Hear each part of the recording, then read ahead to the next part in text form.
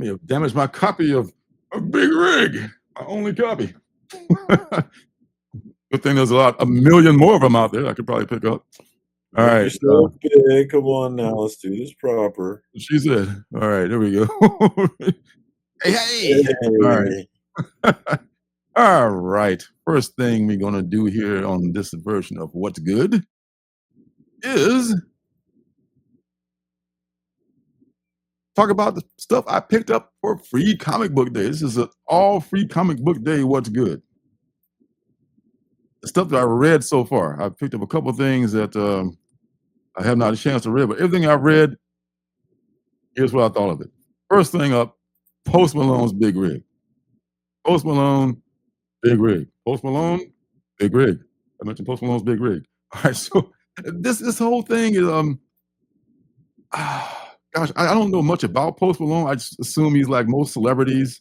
Him and Adrian Wassel, who's the co-writer of this book, got together. You know, probably Malone had some ideas, and he said, "Hey, man, how about this for an idea?"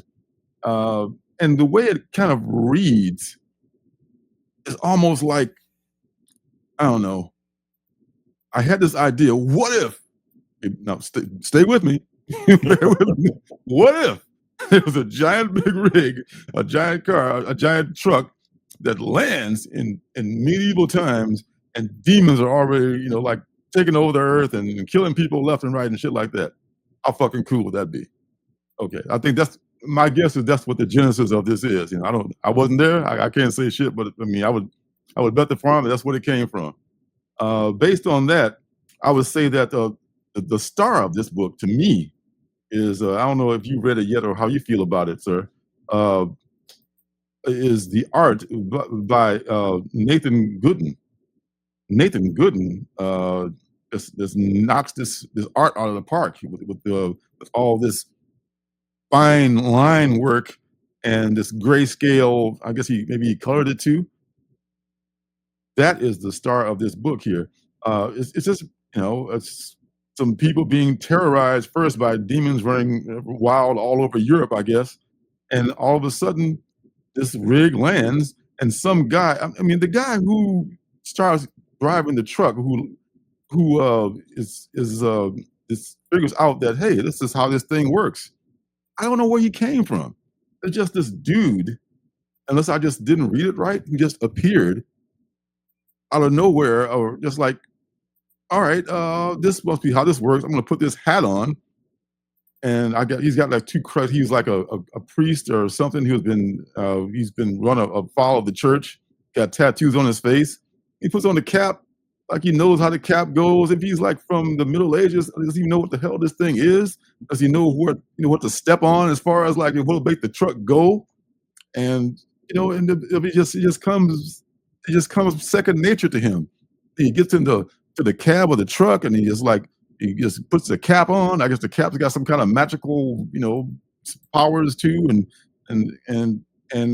man, he just takes off with the truck. I'm just having a hard time wrapping my brain around who this guy is and why he is so comfortable in this big rig. I mean, forget about how the rig is powered and why is it there and yada yada. I mean, I just start with that. Who the fuck is this guy? Who is this guy that's all of a sudden in charge of this big rig that's driving like into this gaping mouth pit of hell here? What it looks like. And it's got a lot of, I mean, if you just like, I don't know, if you're a big fan of Post Malone, good for you, first of all. And I just think that, I don't know, it's just something. Thank you for showing me this. I love the art of Mr. Gooden, but I would probably not be picking this up. But the artwork is killer. I mean, he definitely hired a great artist to execute this project. If he was the one that hired the artist. So that's all to say about that. Is it set up in a way to where maybe some answers to those questions could be forthcoming in future issues, or is it like no way to square that circle? It could be. It could answer some of those things, but it's told. It's almost like a Bud Light commercial come to life. It's like Whoa, here's some crazy shit, there's a Bud Light, there's like, just like all this shit, like, and the mannerisms with which this guy speaks with, the truck powers, yeah, oh my god, it's just like I just the writing is not for me. I mean, some people may like that writing and may think, "Oh, it's fucking cool," and that's cool. I'm not putting you down for that, but it's just like, my personal opinion. The art carries the show. The art is, if not if there's a lesser artist involved with this, yeah. So, But, be your own judge. You know, maybe people will love this stuff. Who knows? Moving on to the more capey stuff is the Superman All In, which is like the preview of Superman Unlimited on one side. It's a flip book, don't you know? And it's Absolute Universe Special Edition on the other side. Man, this is, I have to tell you, Jeff Lemire is the writer for this All In special. And it takes place, this one side takes place in the Absolute Universe, where we have our absolute Batman and Superman and Wonder Woman like coming together here. And then there's this other like character who I'm not quite sure who he is. He's got this, I thought it was the Spectre at first, but you see him, his picture down there, and maybe you DC fans might know a little bit more about who that might be. But he appears to play a big role in this thing here. But I guess there's going to be like in the summer there's going to be a crossover with the different universes. Maybe kind of like Marvel is doing the thing with the Ultimate Universe and 616 Spidey. There's going to be a crossover with those two universes coming together, and I'm not spoiling anything by showing that guy's photo right there on the left. But that's who he's dealing with. I don't know who that guy is in the hood is, but it was a interesting book to read because I love the fact it's a half a story. Okay, oh, that's kind of a teaser. I might want to go buy that. That's pretty cool. On the other side, here's in the All-In universe, in the mainstream DC universe, the Daily Planet has now been bought by Imani Edge, who is the wife of Morgan Edge. And now she's running the Daily Planet, which is now noticed like Daily Planet Media Empire, no longer just a newspaper. Clark Kent is still a reporter. Meanwhile, Lois has been kicked upstairs to be the editor, like Perry White used to be. I guess Perry retired or something. I don't know. And this whole universe here is where Superman, nobody can still figure out that Superman is Clark Kent, which is, I guess, it's just something you just let go. Just being a DC fan. Yeah, sure they look alike, but they've never been seen together, but I'm sure they're different people. And this is just like Superman saving the day all over the place. Like, if anybody ever dies in Superman's world, it's got to be from old age. Nothing ever happens to him. I mean, every time, I'm here to save the day. Okay, great.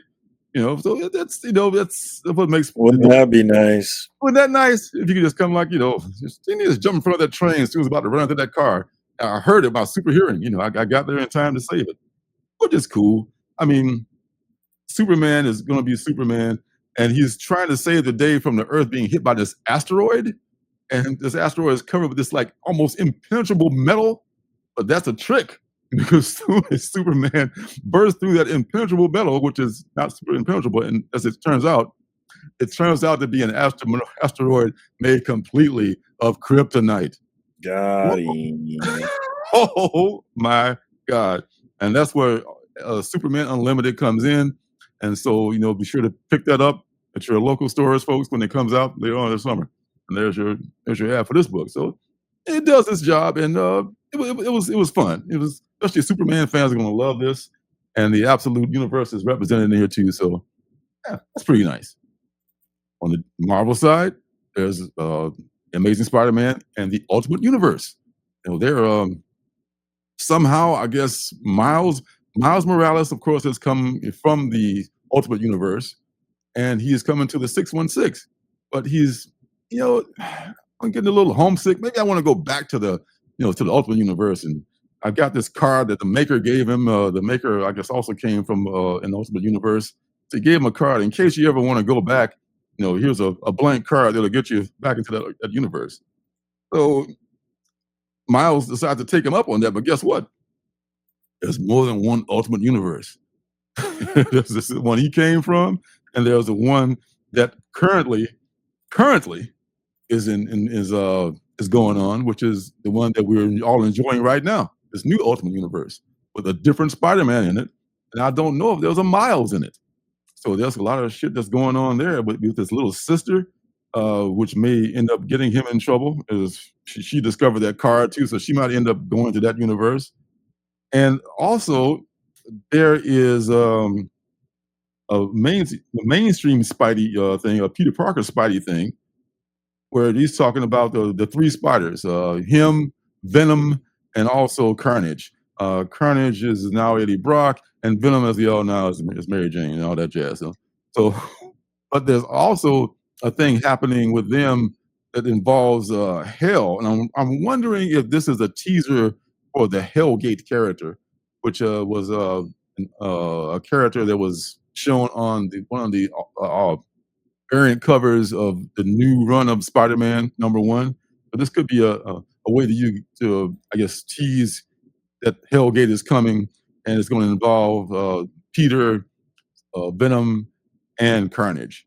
So that's for y'all who are more involved in that universe. I'm pretty much only in the Ultimate Spidey universe right now. I love the classic Spidey, but I'm not really into the current run of Spidey. This is pretty well written here, and it's got the much hated art by some people of John Romita Jr. He's coming back to do the interior art, so a lot of people are gonna be bitching about that, I'm sure. But hey, the man's got he's got juice, he's got gravitas, he's been doing it for a long time. So good luck, getting rid of Jr. Jr. And it's Dr. Kabuki. I love the name Dr. Kabuki. Dr. Kabuki is what? Dr. Kabuki. Yeah, that's kind of a very cool name. Yeah, Nasty name. That's good to hear all the gutter, son. Well, that's what Kabuki means. What do you want from me? Not Bukaki, Kabuki. Oh, yeah, that's right. My bad. You're right. Oh my God! I can imagine Dr. Bukaki. Yeah, dude, I seriously thought they named him Bukaki. I got the words mixed up. That's on me. Oh my God! I gotta make a character called Dr. Bukaki. Write this shit down. All right, Dr. Bukaki coming up to a comic book near you. You're welcome. Next one, I'll send you the first copy. Next one is Black Mirror Universe. San Juniper, San Junipero, I think, if I'm pronouncing it correctly. Heaven is a place on earth. Ooh, baby, you know what that's worth. Okay, so we'll make heaven. I love that song. I know. This is from Who sings it? Oh God, is it not Tiffany, is it? Or is it someone very much like that? Belinda Carlisle. Belinda Carlisle. Is she one of the Go-Go's? Yes, she was. Yeah, she's the lead singer of the Go-Go's. Yeah. Go-Go's still making music, man. They were at Coachella. Right on, girls. I didn't right on. All right, so this is they're gonna serialize, and by they, I mean the people who made this book, and they are Twisted Comics.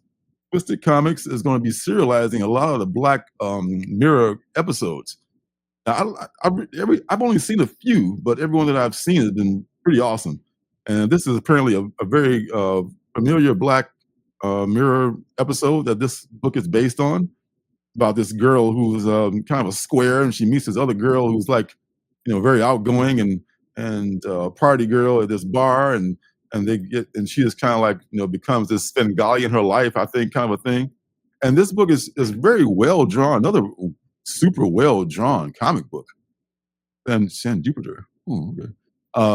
This is drawn and presented, I should say, in the first quarter is like fully colored or shaded and inked, and then there's just like the rough stage, and then there's just the other pre-publication stage. They go through different stages, and it gets a little bit harder to follow the story as you get like to the rough stage. I mean, it's good to see that this is how it was done, but after a while, you can't really see what you can follow the dialogue, but you can't really see what's being illustrated. So, but for free, it gets it gets your whistle wet or your appetite, prime for what's to come. Is if you're especially if you're a dark mirror fan. So, and there's a nice hard stock cover too for a free comic book day. It's the only one I think that had that hard glossy cover. So shout out for that. Gotta respect it. For sure. Next one is this one. It was really hard to find. I got this one. There was only a few of these left. I think this is from IDW because it has the preview for Beneath the Trees, the Rite of Spring, the new edition of that that's coming out soon. A new 30 Days of Night called Falling Sun. One called Tuatha, which is like this demonic thing, and the one called Blood Honey, which is about these like totally like weird like freaking cheerleaders who are also like they have they're not they have cheerleaders in the bunch, but they're also like fencers and like an academy of like spoiled rich kids, it seems, and they're all like there's like a rivalry between all the girls and the chief cheerleader, and there's one cheerleader trying to push up on another girl's boyfriend. So it's kind of that kind of a thing. That was probably my I don't say my least favorite, but this one I was least interested in. They all are nicely drawn and pretty well written too. The other one coming up is Tuatha. I think it's Tuatha, okay, which is really just a bunch of like a savage culture where this young person is like shooting arrows at a bunch of other people who are riding like mooses and shit, and she's like such a good swordsman and an archer, and she like cuts one of the moose's heads off at one point and shit like that. So it's another well drawn. I mean, if you're into that kind of a barbarian kind of a style book, it could be for you. And the 30 Days of Night, a new version of that. This is where this brother's like, he's like literally, shout out to you, Juno. He's like walking like to his new gig. Is like working at this place in Alaska, and he says like, man, it's gonna be dark as hell and cold as hell, and why'd I take this job? And blah blah blah, And meanwhile, as he approaches Barlow, the place where all the vampires live in the wintertime, there's this guy going through a ritual to bring back this. I think is it Dracula? He calls him Dracul, so maybe it is actually Dracula. Is actually being brought back. And the one that I really picked this up for, as you know, is my favorite book from 2 years ago, Beneath the Trees, Where Nobody Sees, the new edition, which is called The Rites of Spring. This little tease right here got me all excited for this new book. You read that book? You know that you did, right? I'm actually working on a video like the Deviant for Beneath the Trees. Oh, really? Ooh, yes, that would be good. Oh, man, I hate Mises to pieces. The hero, the quote unquote hero, you can call the serial killer the hero. The main character of that story went through some changes in their lives, and this person would travel to the big city, wherever the big city is, right? And they would commit their murders there, and then return back to their sweet little hometown like nothing happened. Well, this story follows a relative of one of the people that was murdered by them, and her relentless pursuit of justice and to find the killers of their loved one. And this person, they ended up moving to the city, getting a shit job. Before she knew it, she's like the manager at the shit job, and she's been there for years, and she's still bugging the police every day about what about this? What about any more news? And the police are getting sick and tired. It depends on how you look at it, I guess. I don't know. The police are getting tired of her showing up, you know, and this, but she's just relentless, and she's just like, I'm not going to give this up, and then she's just like, you know, she's working her job, she's coming home, she's eating her hot plate meals every day, and she is just not going to give up. And you know that at some point, because they wouldn't make the book otherwise, right? But you know that at some point, this woman is just relentless. Our main character is relentless. There's going to be you know, rock meets a immovable horse. Yes, it's just coming at some point. And Horvath, being the great storyteller that he is, just tells this beautifully. And I can't wait for this. See, I normally don't like sequels. Once I get that's what I love about limited series. I 5 or 6 and I'm done. But with this, I see the possibility for more, because this is such a great idea here. And I can't wait to see what happens when these two cross paths again. All right, the last couple almost done here. Woo, man, blowing through them. Mark Spears Monsters. Mark Spears Monsters. Mark Spears is the hardest working man in comics right now. I mean, he's in mainstream comics. Yes, right. I think it was actually, when I get that, it was a serial killer. I was like, I heard that somewhere else before.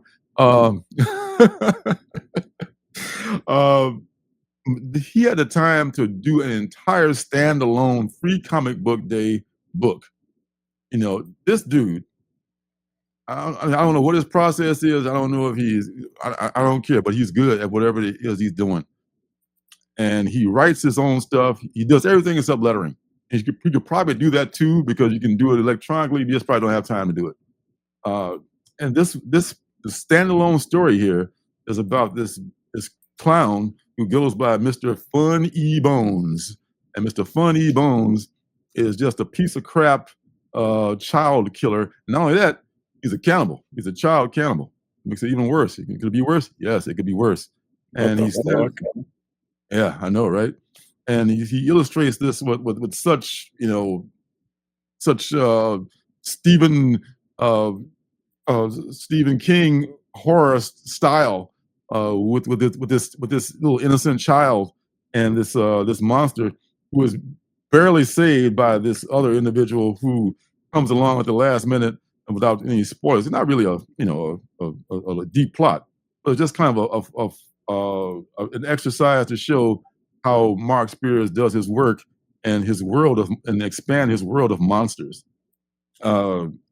So the guy that saves him is this the guy who looks kind of like Zorro. It's I don't know, I forget the name of the character who that is in the Mark Spears universe, but this individual is kind of like a bandolero, kind of a vigilante kind of a thing. And man, he's doing this, man. And there's like a preview on the back of Kids These Days, which I think is already out. Kids These Days is another book from Keen Spot. I may have read, it kind of rings a bell, but I wasn't super impressed with. Mark Spears Monsters is head and shoulders above almost everything else on Keen Spot, just keeping it real. Everything, there's been a few things that have been okay, but Mark Spears Monsters is probably the best. With the VHS box cover here, you know, he appreciates the old school stuff. So this is a good pickup too if you want to complete your Mark Spears Monsters collection. I know you do. Catch them all. Gotta catch them all. And the last thing I want to talk about is the Phantom, the one that Phil has not picked up yet. And you gotta get this man a Phantom. We will find a copy of this from Hook or Crook. So, oh yeah, Damien, thank you. Oh God, damn! If I didn't have people like, you know, spell checking me and checking me in general, I don't know what I would do. I'd be wrong a lot. That's what I would do. I already am. This was. Did you ever read The Phantom?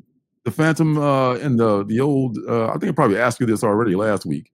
He was in the color comics of the Sunday newspaper funnies. The Ghost That Walks. No, huh? I feel like I might have heard a radio show, but yeah, definitely not a comic. Interesting. I might be thinking of The Shadow, though, not The Phantom. That's another franchise, yeah. Well, it looks like the Phantom as kind of like Green Lantern and a few other characters. Maybe is Dr. Fate that way too? The Phantom is a mantle that is handed down. So this Phantom is not the same, not your grandfather's Phantom. The Phantom is handed down, and he keeps a journal of all the exploits of the Phantom. And in this issue here, the Phantom is hunting poachers, and these poachers are trying to kill this great majestic tiger, a Siberian. I think it's a Siberian tiger. I think the Phantom lives in this imaginary land, which is called what the hell is it called again? I think it's an imaginary land in Africa, on the African continent, and they're known for their giant cats. And these poachers have already killed a smaller cat, and I guess the mother or either another relative of that cat is stalking these poachers, and the Phantom is torn between, like, I just let the cat kill these fucking poachers, or should I just Yeah, yeah. yeah, I probably should, but fuck it, I'm the Phantom. I'm a good guy. I gotta at least give them a chance to know the error of their ways, as the altruistic heroes always want to do. So there's a conflict there, and there's a conflict. I want to. Well, this is really kind of a good. I don't want to show too much of it, but man, it's really well drawn. The story is good too. I mean, the poaching thing is real, and it's a real problem in the real world. But for them to bring that to front and center, this makes me think I want to maybe subscribe to this series and maybe drop something else, because the artwork is just phenomenal. Did I mention the artwork is phenomenal? The artwork is phenomenal. It's just the way the Phantom is portrayed, and his relationship with animals and things like that. There's definitely a spiritual aspect of this character, the Phantom, and it's done really well by Ray Fox, and Russell Olson is the artist on here. It's going to be coming from Mad Cave along with Speed Racer, which I haven't had a chance to read yet. So, man, stuff that's already out. There's a lot of good IP out there already. If you don't have to come up with new stuff, sometimes you can just get some older IP and freshen it up, if you will. And that is your free comic book day version of what's good, folks. So thank you very Might much. drop a title to pick that one up. Mad Cave drops, they do good stuff, man. They really do. Yeah, they do. Don't forget to subscribe and leave a thumbs up.